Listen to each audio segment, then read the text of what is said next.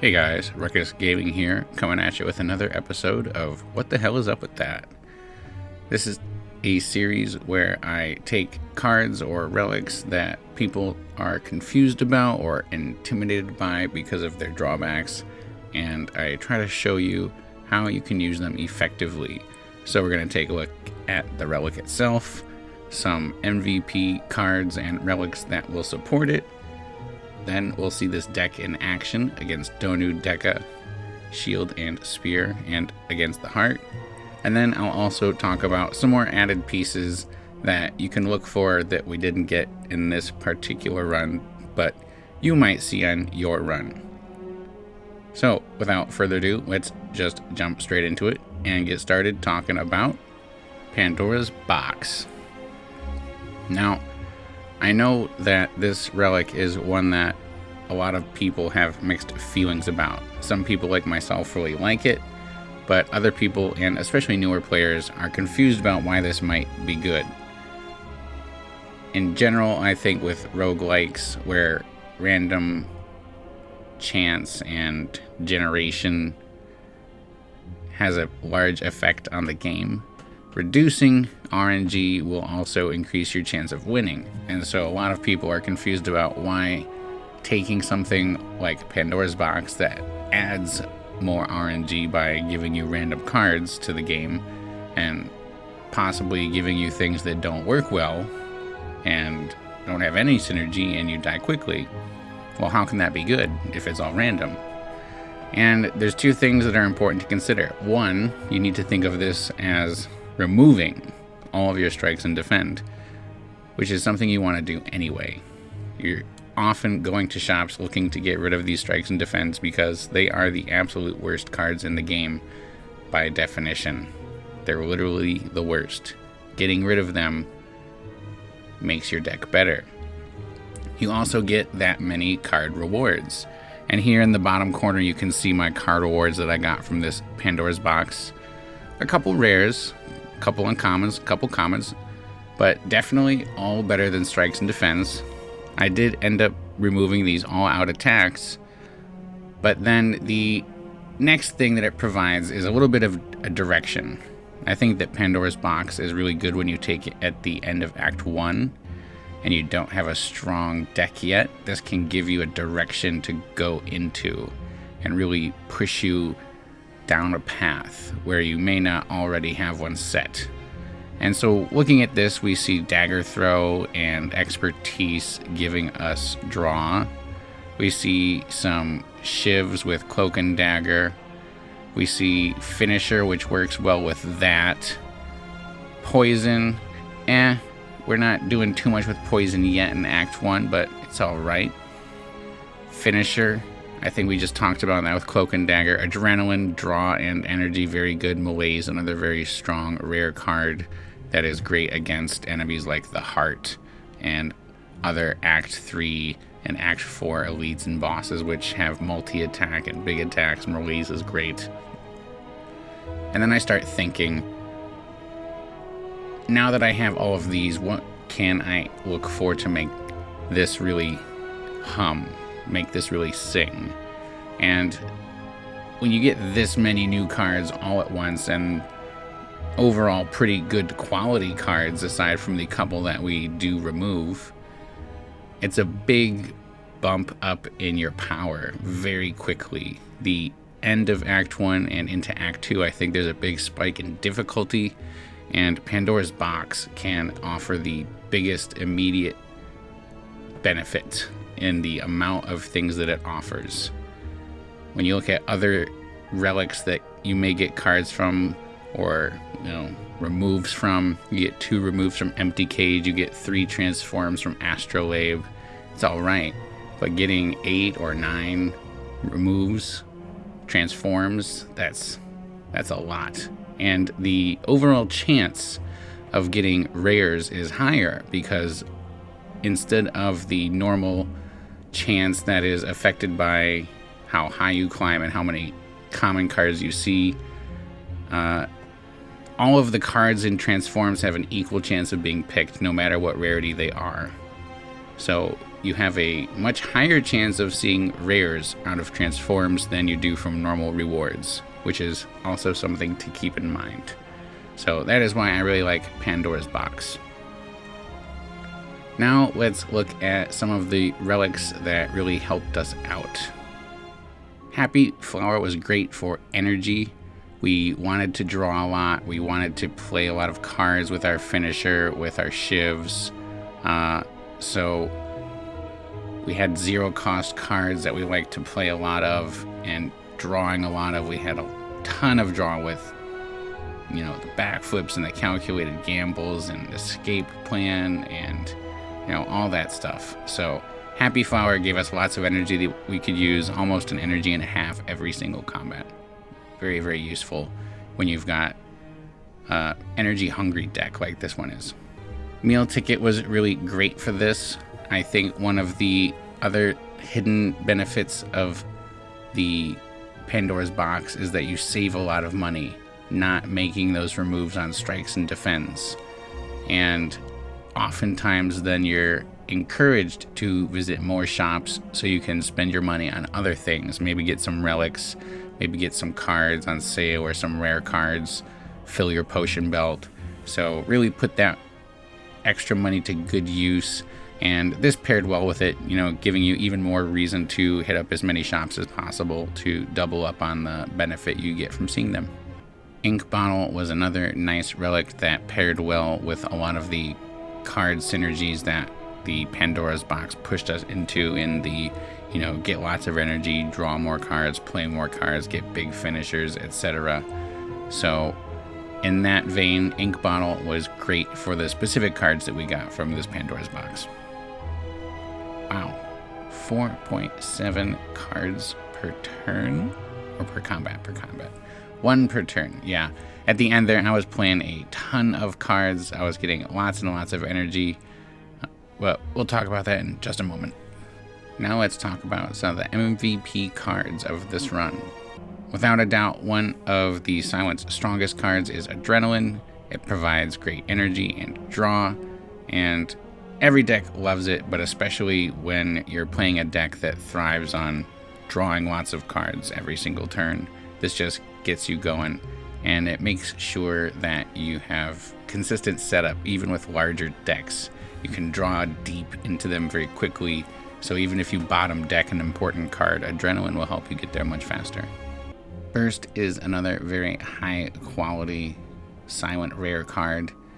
She's got tons of great skills, so playing them twice, if you upgrade this, you get to play 2 skills twice. Very, very powerful, and is going to save you in a lot of spots and just generate lots of block for you, generate lots of draw or energy, or generate lots of poison.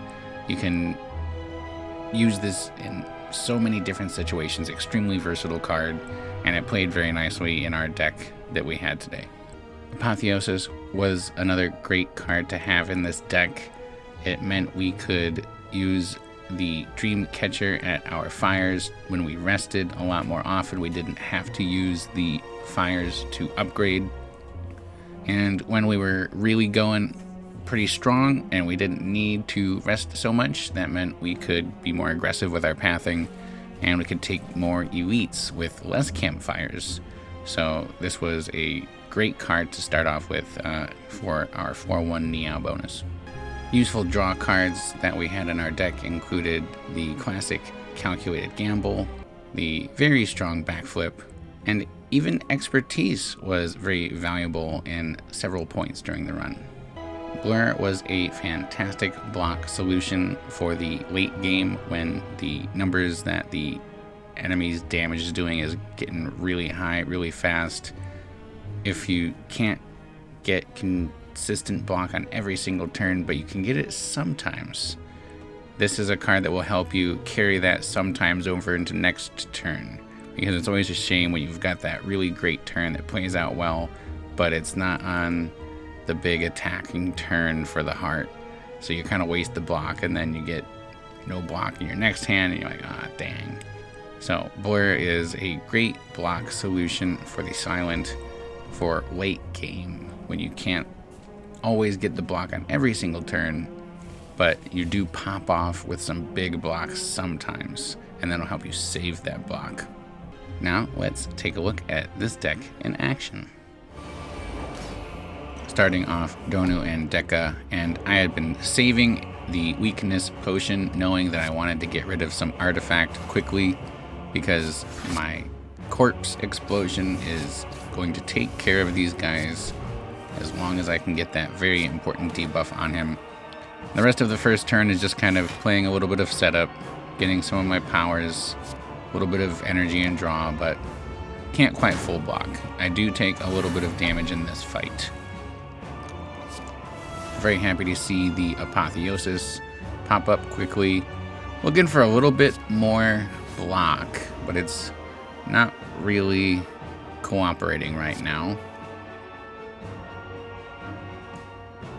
Unfortunately, I can't block very much this turn, but I know what this deck is capable of, and I know it's going to be very close to popping off here, so I'm willing to take this damage here, and I'm pretty confident that I'll be able to recover it with very little damage, if any damage taken the rest of the fight, thanks to the very high number of adrenalines I had in the deck. I think there were 4 adrenalines total. So the block was very quick and easy to come by for the rest of this fight. I've got 11 energy on this turn, so I can pretty much play anything I want. There's not a lot to do wrong in this situation. When you've got this much energy, you can't go wrong.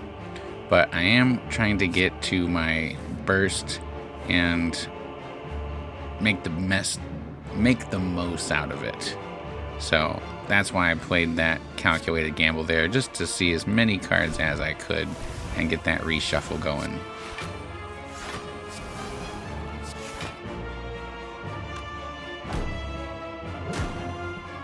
I am continuing to draw because I'm really hoping to find my blur somewhere so I can save this block if possible. And I end up not being able to get to it, unfortunately, but it's not really a big deal. I'm well over full block at this point, and now I'm just trying to make the most of it and get some debuff on Donu, so even in the later turns it'll be pretty easy to block, despite letting him live a little bit longer than usual.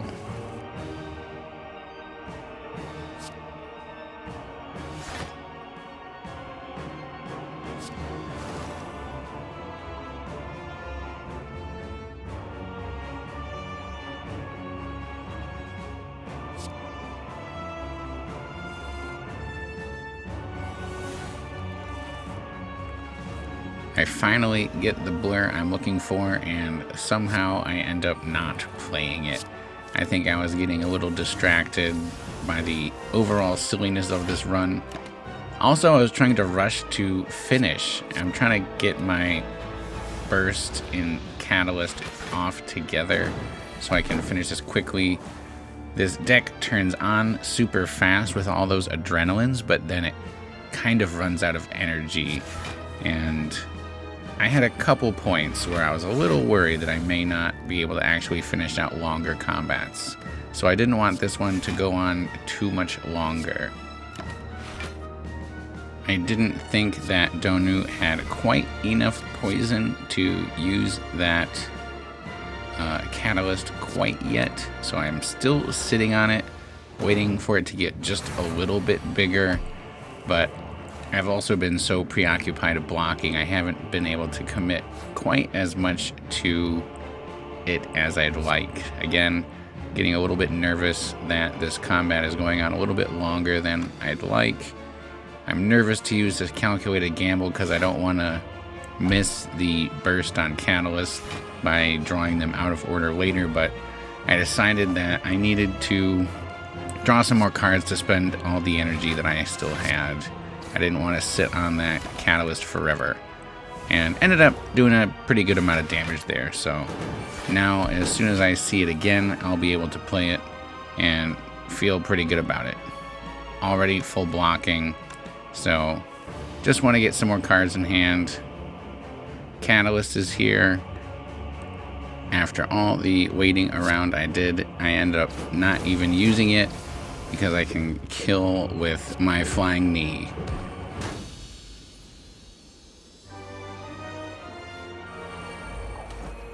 Here we start off Shield and Spear with a fantastic draw. Get the Apotheosis and I think 3 out of 4 of our adrenalines right away. So we're able to get powers into play. We're getting our block set up. I have a blur that I'm going to get to pretty quickly so I can build up for the big second turn attack that I know is coming from both of them. I do a little debating here on this neutralize, but in the end I'm going to go for shield first, hopefully with a corpse explosion to take a big chunk of Spear's HP out quickly and easily. And now I'm just kind of playing cards. I'm looking for that corpse explosion. Even though I don't have the energy, I could save it with the well-laid plans. And drawing deeper into the deck, eventually I get to the Terror, which will also help me kill shield quicker. So pretty good first turn there.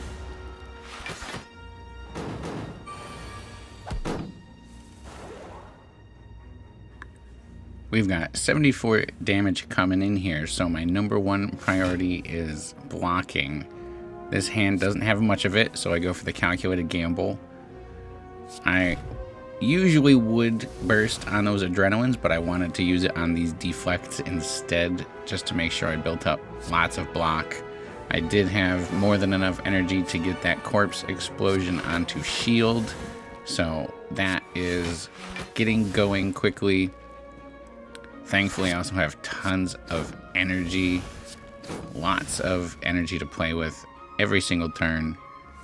Playing lots of cards, blur for more future block, and Catalyst is back in hand. So, looking pretty good on turn 2.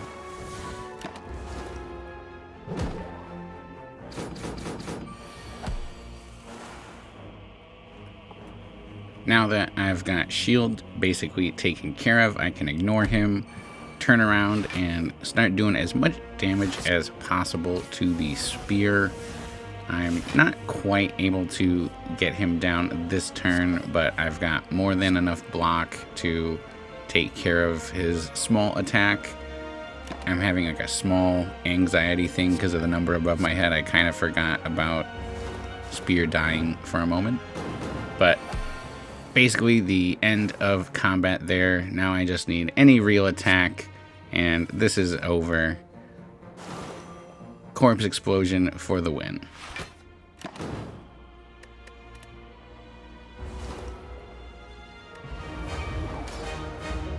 First turn of the heart, and I want to make sure that I'm accounting for beat of death, so I get this backflip in.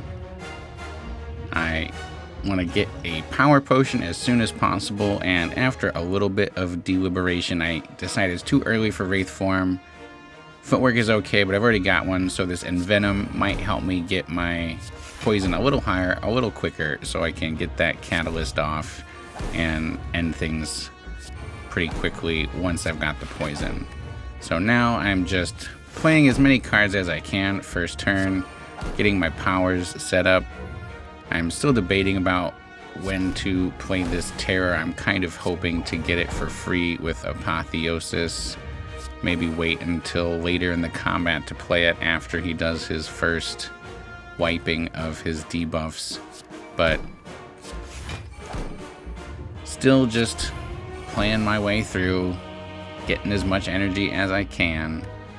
And now I'm getting to the point where I'm pretty happy to sit on a couple decent cards like Terror and the Neutralize, so I can debuff the heart for the next turn and hopefully not take too much damage in the process. First thing you always want to do with the heart is play a block card for beat of death. Now I'm continuing to play those adrenalines. I just keep drawing too early for Corpse Explosion yet, but I do want to start debuffing the heart. I actually have full block now because of Tungsten Rod. I didn't actually realize it at the time, but I decide even without it, I would go for the Flying Knee just to get some more energy, and then the Malaise for giving him some weak for a couple more turns. We've got the Catalyst sitting there waiting to be upgraded. I still have not drawn that Apotheosis. Really absolutely bottom decked it, but the deck is so strong, it's not the end of the world, and I do end up getting it right there on the ink bottle. So that was very timely. Now I'm trying to get a little bit more block, trying to get that expertise off, but ended up being really bad. And it looks like I'm just going to end up taking a lot of damage on this turn. But just like the Donu Deca fight, I'm pretty confident that after this, I'm going to have all of my setup, and I'm not going to worry too much about future damage. Now that I'm pretty set up, I want to start getting ready to end this combat. I'm hoping to get my blur, so I'm trying to play as many cards as I can to get there. I'm building up a lot more block than I really need this turn, obviously because the heart isn't attacking, but I was really hoping on getting that blur, so I'm playing all my block cards, spending all my energy, and never quite getting there. I end up going for the backflip. I do get the neutralize for the weak though, so it's not too bad, and I can still keep sitting on the Catalyst. I end up deciding that I want to have the Survivor more for the block, just in case, because I couldn't get that blur. Though the dodge and roll does give me a little bit of block to start, and I decide to heal just a little bit with Toy Ornithopter there. You know, every little bit counts. Still feel like it's not quite time for this Corpse Explosion, so I discard it, trying to make some hand space for the expertise, and luckily get those 2 deflects out there, so I don't have to worry about full block too much. Now I've got the 2 cards I want, so I'm going to save that for next turn, and the only thing I will need to worry about after that is blocking and making sure that I survive. I burst first on the blur for lots of future block if I can get it, and then I'm just trying to draw a little bit more to see if I can get closer to 60. That Tungsten Rod will help out a little bit, so I don't need to get all the way there, and I do get some weaken finally as well, so we ended up doing not too bad, almost full blocking.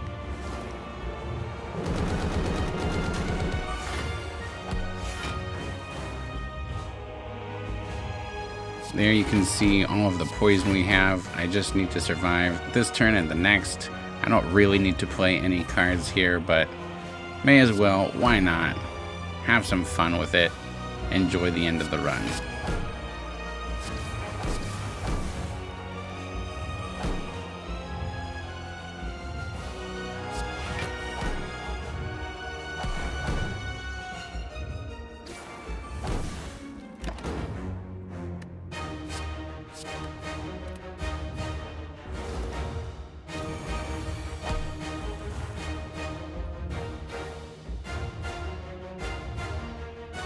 Last card of the day, Shiv for the win.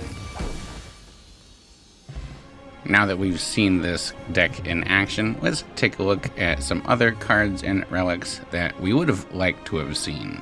Again, because of the way that Pandora's box works, these cards can only be really suggested for this particular Pandora's box.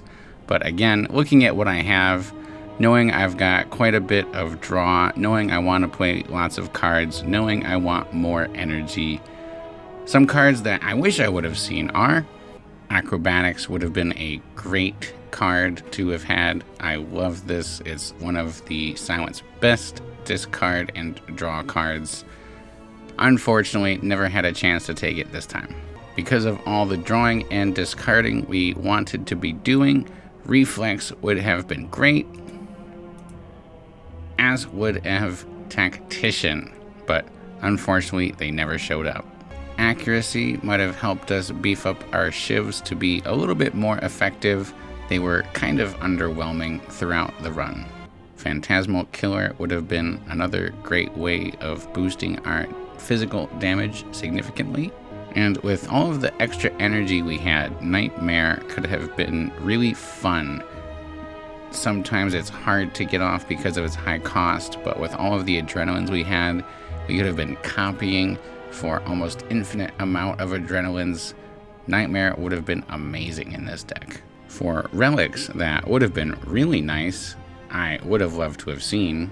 Bag of Marbles is one of my favorite turn 1 relics, and we had a lot of great turn 1s with all of the extra energy and draw in the deck. If you can get really big turn 1s, you may not even need a turn 2. So this would have been great in a deck that plays and draws lots of cards every single turn.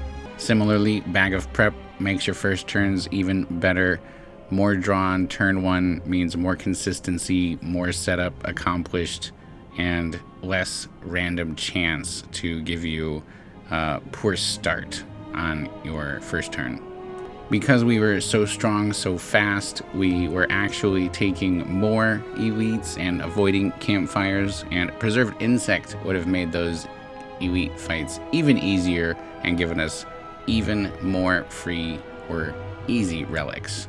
I think Bottled Tornado would have been great for the well-laid plans, or even Bottled Lightning for the Apotheosis, because bottom decking either of those two felt really bad, and if we could have avoided it, it meant that we got off to a much better start than waiting until turn 4 or 5 to get to some of our most important cards. Dead Branch would have been absolutely silly with all of the shivs we had and the extra energy. We had so many exhaustible cards and plenty of energy to play the newly generated cards that Dead Branch gives. That would have made this an absolutely overpowered, silly deck.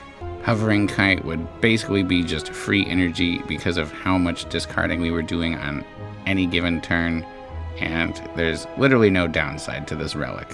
One of my favorite character exclusives.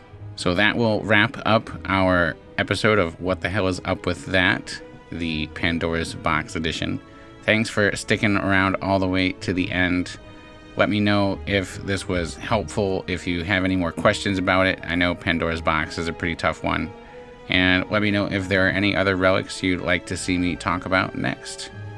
As always, thanks for watching. Please drop a like, share, subscribe, comment, all that good stuff, and have a great day.